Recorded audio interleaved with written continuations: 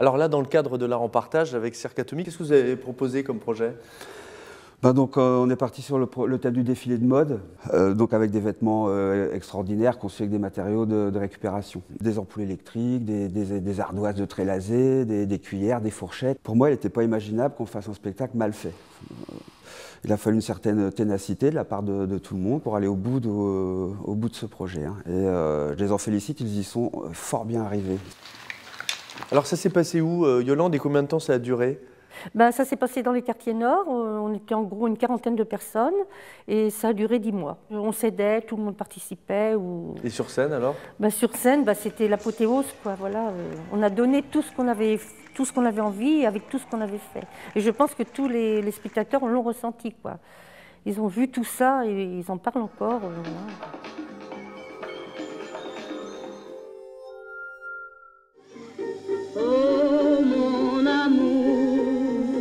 Il y avait donc une chorégraphie. On était 8 femmes, pas plus douées les unes que les autres, complètement différentes, avec des goûts différents, des idées différentes.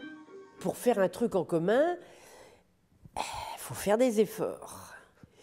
C'est pas toujours facile.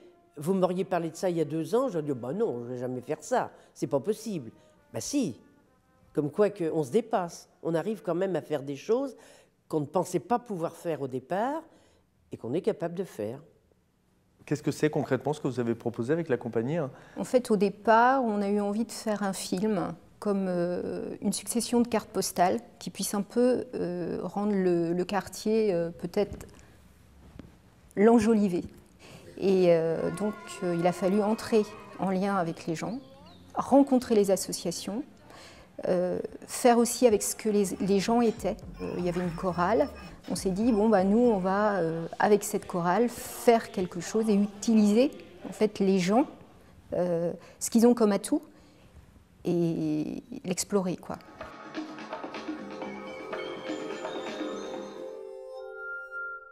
Vers quel type de public vous travaillez?